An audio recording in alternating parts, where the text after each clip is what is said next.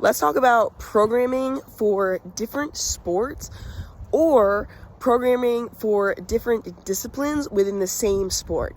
For this particular example, let's do outdoor track. First, we look at the 4 different disciplines that you see in track. We have throwers, jumpers, sprinters, and distance.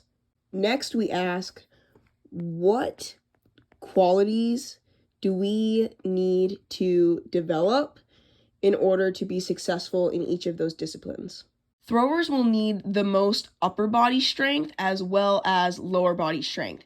And they also need to be able to express that strength and power rotationally. We'll also use a lot of medicine ball throw variations so they can practice that sequencing and learn how to transfer that power and energy from their lower body through their upper body.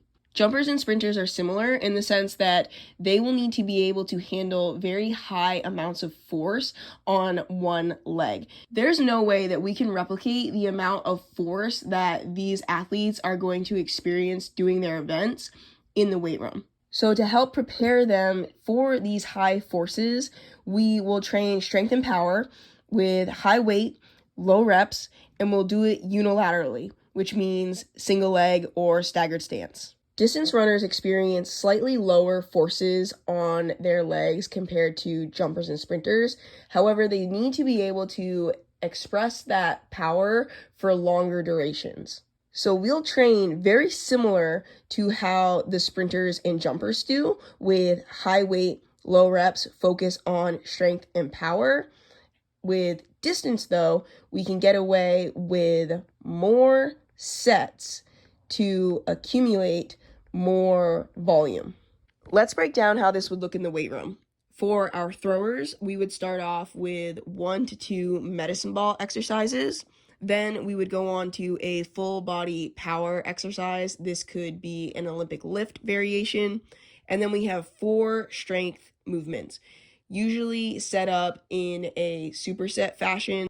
Moving on to jumpers and sprinters, no medicine ball stuff. We just go straight to a lower body power exercise, 3 to 4 sets of 3 reps. Then we only have 3 strength exercises, so a lower body and then 2 upper bodies. Finishing off with our distance runners, we have another lower body power, but with more sets, 4 to 6, and 5 reps. So again, trying to express that power for longer.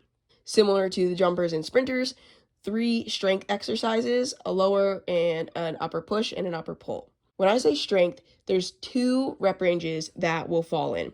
There is the 5 to 8 rep range and the 8 to 12. Ideally, all of these disciplines will be hitting both rep ranges. Distance may deal with the 8 to 12 more than the 5 to 8, but as they get closer to states or their most competitive race of the season, that will be brought down to the 5 to 8, just because higher reps tend to be more fatiguing than lower reps. I know that was a lot, but that is personally how I go through and program for different disciplines within the same sport and even different sports themselves. I look at what are the qualities needed to succeed and how can we help develop those in the weight room.